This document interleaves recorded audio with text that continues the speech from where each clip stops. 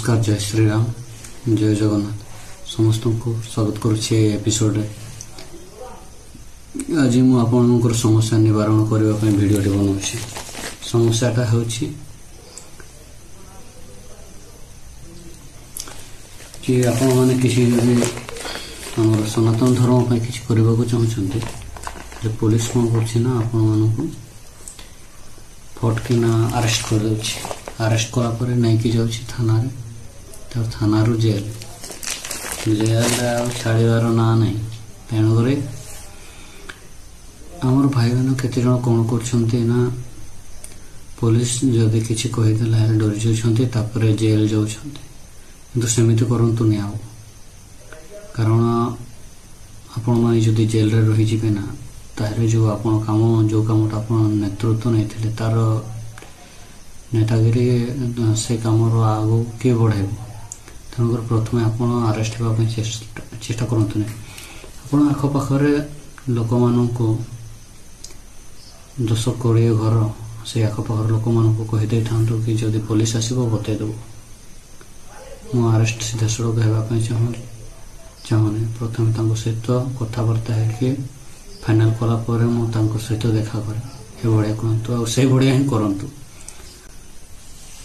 प्रथम कॉल माध्यम कथबार्ता कर कन्फर्म करूँ कि कार भूल अच्छी के भूल अच्छी भाई जड़े धर्म विषय रे किसी गोटे कहीदेला कि ये पत्थर रखी फकाड़े बोलिकी कि किए गोटे निआं लगेला से देखी से वीडियो बनईदेला कहे कि भूल कला बोलिकी सेटा तो ठीक कथा नुहे ना खाली हिंदू मान को हैरान कर पुलिस जदि से भाया मुस्लिम मान को गिरफ्त करता से भाया ख्रीस्टियान मान को गिरफ्त करतानी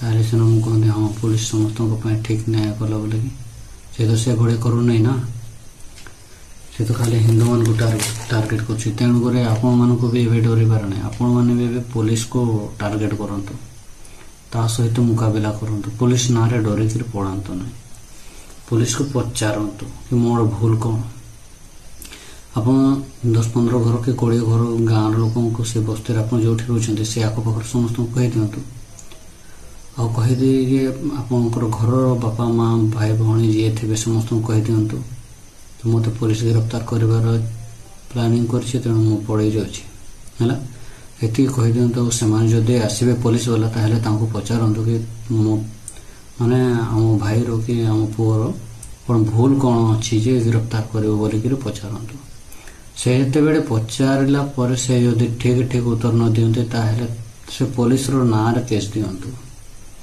डीएसपी पाखे जाकर केस दिंतु इंस्पेक्टर को कहतु थाना वाला कहतु डरबार किसी नहीं अजथा आम भाई को आम पुओ को जेल नेबापी चाहते बोलिकी ना केस दिंतु आ जहाँ ना एफआईआर होबार अच्छी जहाँ को गिरफ्तार कर प्लानिंग करुच्ची पुलिस से पड़े जाओ ओडिशा ओडिशा छाड़ी पड़े जाओ झारखंड रे झारखंड छाड़ी पड़े जाओ भाई गिरफ्तार होबार नहीं जिते पर्यंत से डिसीजन है गिरफ्तार होबार नहीं निर्दोष मान को जिते जेल दंड दिया ना दोषी मान को भी एपर्यंत सेमती दंड मिलूनी तेणुक ना गिरफ्तार होगापी चेष्टा करूँ प्रथम फेरार होगापी चेष्टा करूँ से रहीकि आप गिरफ्तार हो किसी फायदा हेना आपणकर जो काम थे तार नेतृत्व किए नब तेणुक ना गिरफ्तार होगापी चेष्टा करते प्रथम तो खसिक पड़े जातु पड़ेला बहुत दूर को पड़े जातु यहीपर ओडिशा छाड़ी गुजरात कि तमिलनाडु कुआड़े पड़े जातु से पुलिस को फोन करतु ओडिशा पुलिस को मोर भूल कौन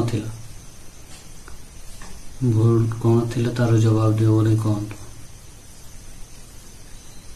से तो बेहरे पड़े जातु भाई लाडेन भड़िया जड़े आतंकवादी से केते भूल कला पर भी से धरा पड़लानी कि हाँ मु भूल करी बोली भाई तुम भूल कर सरेंडर कहीं कर यहाँ तो गोटे भूल हो गला ना तेणुक आजिकल आम हिंदू मैंने से भाया कहते आम देश जीवन देव अरे जीवन मरवाई कहीं चिंता कर बचापी बची स्वाधीन रही राज करने कथा देखते अरे जेल जीवाई भावुंट किए किए मरवाई चाहते भाई मरवा कथा कहीं चिंता कर अर्जुन भीम कौन ये शिक्षा देके जाते कि भगवान श्रीकृष्ण ମରିବା ପାଇଁ ମାନେ କାମ କରିବ ବୋଲି।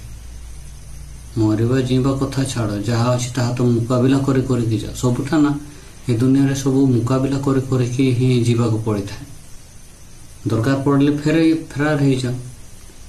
ଯେଉଁଭଳିଆ ସେମାନେ ଅଜ୍ଞାତବାସରେ ଲୁଚିଥିଲେ ସେଇଭଳିଆ ବେଶ ବଦଳେଇକି ଲୁଚିଯାଅ, କ'ଣ ଅଛି।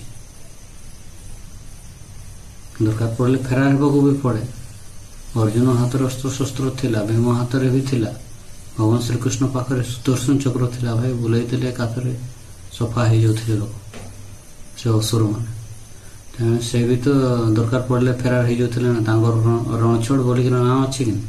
ତେଣୁ ଧରା ପଡ଼ିବାଟା ଚେଷ୍ଟା କରନ୍ତି, କାରଣ ସେମାନେ ବି ଜାଣିଥିଲେ ସେ ସମୟରେ କି ଯଦି ରାଜା ଧରିବେ ନା ତାହେଲେ ଜେଲରେ ରଖିଦେଲେ ଆଉ ଛାଡ଼ିବାର ନାଁ ନେବେ। ତେଣୁକରି ସେମାନେ ଧରା ପଡ଼ିନଥାନ୍ତି। କିନ୍ତୁ ଆମମାନଙ୍କ ଭିତରେ ଏବେ ମୂର୍ଖତା ପଶିଯାଇଛି, ଜୀବନ ଦେବା ପାଇଁ, ଧରା ପଡ଼ିବା ପାଇଁ, ଜେଲ ଯିବା ପାଇଁ। ଭାଇ ଜେଲ ଯିବା କଥା କାହିଁକି ଭାବୁଛନ୍ତି, ସେଇଟା ତ ଭାବନ୍ତୁ ହିଁ ନାହିଁ। ଯଦି ଭୁଲ କରିନାହାନ୍ତି ନା ପ୍ରଥମେ ଫେରାର ହେଇଯାଆନ୍ତୁ। ପୁଲିସକୁ ହଇରାଣ କରିକି ରଖିଦିଅନ୍ତୁ, ଏମିତି ହଇରାଣ କରିଦିଅନ୍ତୁ ଯେ ସେ ଆପଣଙ୍କର ନାଁ ନେଇକି ବଞ୍ଚିବ ଭଳିଆ। କେତେ ଖର୍ଚ୍ଚା କରିବ ତାପରେ ଧରା ପଡ଼ିବେ, ହେଲେ ମଜାଟା ଆସିବ। ଭାଇ ବିନା ଚ୍ୟାଲେଞ୍ଜରେ କାହାକୁ ସହଜରେ ଇଜି ଅଫର ଦିଅନ୍ତୁନି। ଚ୍ୟାଲେଞ୍ଜ କରନ୍ତୁ ସେମାନଙ୍କୁ। ପୋଲିସକୁ ଚ୍ୟାଲେଞ୍ଜ କରନ୍ତୁ, ଆର୍ମି ବାଲାକୁ ଚ୍ୟାଲେଞ୍ଜ କରନ୍ତୁ। ଡରି କରି ମରିବାର ନାହିଁ, ଚ୍ୟାଲେଞ୍ଜ କରନ୍ତୁ ସବୁ ଜାଗାରେ।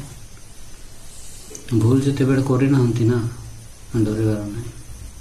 ଆଉ ଧର୍ମ ବିଷୟରେ ଶାସ୍ତ୍ର ଗୁଡ଼ାକ ଭଲ କରି ପଢ଼ୁଥାନ୍ତୁ, ସେଇଟା ହିଁ କାମ ଆସେ। ଆଉ ତପସ୍ୟା କରୁଥାନ୍ତୁ, ମନ୍ତ୍ର ଜପ କରୁଥାନ୍ତୁ, ସେବା ସାଧନା ଜାରି ରଖନ୍ତୁ। ସେ ଭାଇ ଜଣକ ଫେରାର ହେଇଯାଇଥିଲେ, ଏବେ ଧରି ପାରିନଥାନ୍ତା ପୋଲିସ। ଏବେ ଉଲ୍ଟା ସିଧା ତା ନାଁରେ କେସ୍ ଦେଇଛି, କେଜାଣି କେତେ ବର୍ଷ ପରେ ଛାଡ଼ିବ, ସମସ୍ତଙ୍କୁ ଭାବିବାର ସମୟଟା।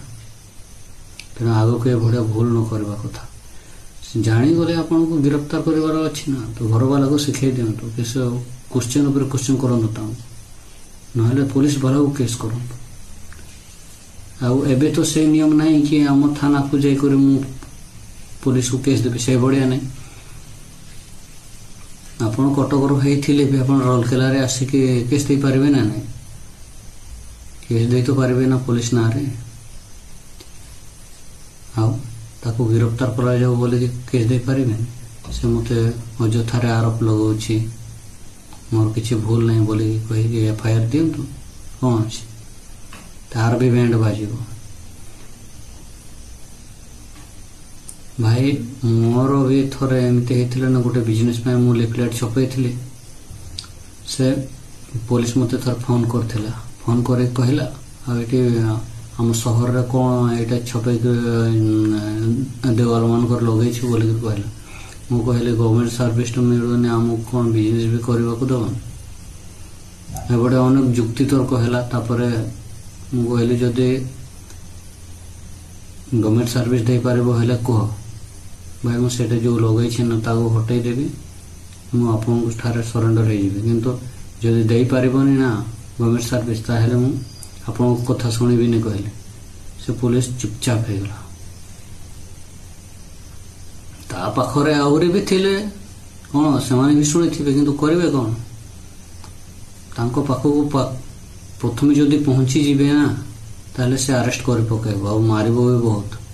ପୋଲିସ ମାନଙ୍କର ଏବେ ଭଦ୍ରାମି ନାହିଁ, ସେମାନେ ବହୁତ ପାୱାର ପାଇଲା ପରେ ବହୁତ ଚାର୍ଜରେ ଥାନ୍ତି। ତେଣୁ ସାବଧାନ, ଧରା ପଡ଼ିବା ପାଇଁ ଚେଷ୍ଟା କରନ୍ତୁନି, ବହୁତ ମାରିବେ ପୋଲିସ ମାନେ।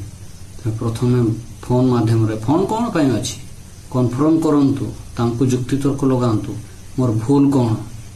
ଭୁଲ ଯଦି ଦେଖାଇ ପାରୁନ ତାହେଲେ ଗିରଫତାର କେମିତି କରିବୁ?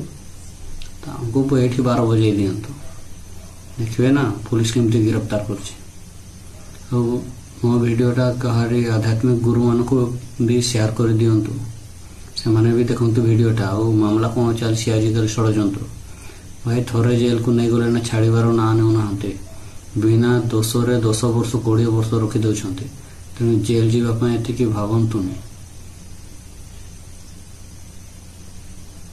ଠିକ୍ ଅଛି, ଆପଣ ଭିଡ଼ିଓ ଦେଖିକି ଲାଇକ୍ ସେୟାର କରନ୍ତୁ। ଜୟ ଜଗନ୍ନାଥ, ଜୟ ଶ୍ରୀରାମ, ଜୟ ଶ୍ରୀରାମ।